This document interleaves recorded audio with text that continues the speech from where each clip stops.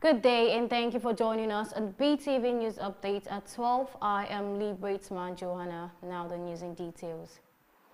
It followed a similar operation a day earlier, marking the 8th and 9th strike on alleged drug trafficking boats since early September, and the first to occur in Pacific waters after most previous actions were concentrated in the Caribbean Sea.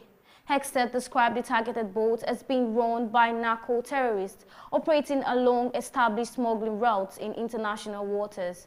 A video shared by Hexted showed one vessel hit by an airstrike and later objects flowing in the water being attacked a second time.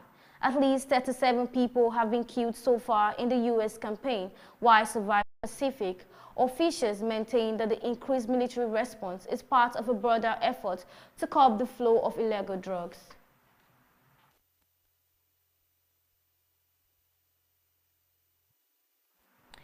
Cameroon's Constitutional Council has dismissed multiple opposition petitions seeking to annul the disputed 12 October presidential election, saying there is Opposition candidate Issa Chiroma Bakari has declared himself the winner, claiming he secured 55% of the votes. President Paul Biya's allies rejected the claim as illegal, insisting only the council can proclaim results. Biya, 92, is seeking another term after 43 years in power. The dispute has triggered protests in major cities and raised fears of post-election unrest in a country already affected by separatist conflict and Boko Haram insurgency. The Catholic Church has urged judges to ensure the final outcome reflects voters' will. Harmony Agbafo, reporting for BeeTv News.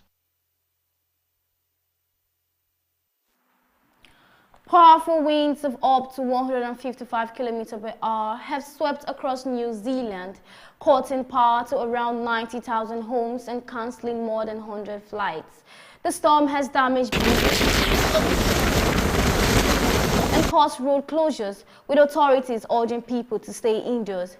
A man in Wellington died after being hit by a falling tree branch, while Canterbury has declared a state of emergency as rising rivers levels bring flood risks. The extreme weather has also disrupted a nationwide public sector strike, forcing some rallies indoors or to be cancelled.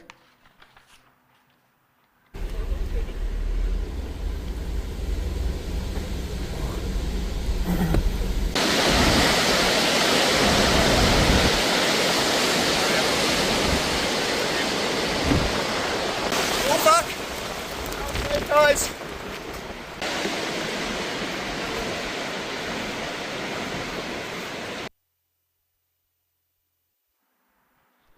South Africa's outscoring industry is rapidly expanding, creating thousands of jobs in finance, IT, and customer support as overseas firms seek skilled English-speaking workers at lower cost. Accountant Esitil Diweli is among those benefiting, saying international work has allowed him to support his family and build them a home. The sector now contributes about 35 billion rand annually to the economy and employs more than 70,000 people in the Western Cape alone. While experts warn that education gaps and rural infrastructure could limit further growth, many young South Africans see outscoring as a rare path to stable, well-paid careers.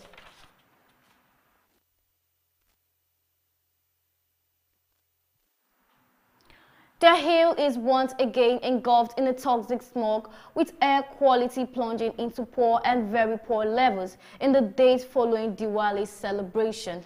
Fireworks, vehicle emissions, and burning of crop residues in neighboring states have all contributed to severe pollutions, which worsens every winter as cold air trap pollutants near the ground. The report. Conflicting reports emerge on the scale of stumble burning in Punjab, with some data suggesting a sharp rise in recent days despite government campaigns to curb the practice. Meanwhile, a recent relaxation of the ban on firecrackers led to widespread violation, further choking the city's air. Doctors warn that long-term exposure to the polluted air can trigger serious health problems, yet political leaders continue to trade blame. With winter set in, residents fear the familiar circle of hazardous air and inaction will persist. Favour Kolawole reporting for BeeTv News. The Academic Staff Union of Universities, ASU, has suspended its 2-week warning strike which commenced on 13th of October. President of ASU, Professor Chris Lesson has stirred social media after clashing with her colleague Liz Anjorin. What began as a simple promotional video for Nkechi's new movie turned chaotic when Liz took 7 premiere of The Kardashians on October 23rd. This marks Kathleen's first on-screen appearance with the Kardashians Jenner family in 4 years. The reunion took place at Chris' farewell gathering at their former Hidden Hills mansion, which she had put up for sale. The home, named El Dorado Meadow, was once shared by the former couple and featured prominently on Keeping Up with the Kardashians. Fans were emotional seeing the family together again, reflecting on their shared past and evolving relationship. Evelyn Isabella reporting for BeeTv News. Moving on to business news.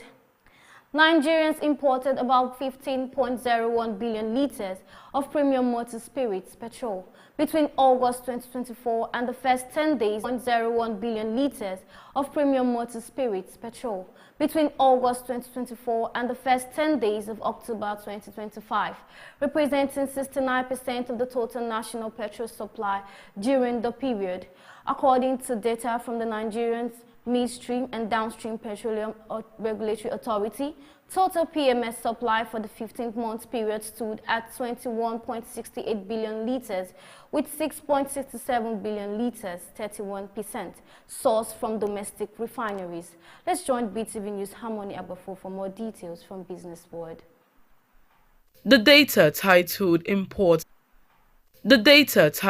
Imports versus Domestic Supply Performance Daily Average Supply August 2024 to October 2024 to October 2025 highlighted a gradual rise in local refining output and a corresponding decline in import dependence.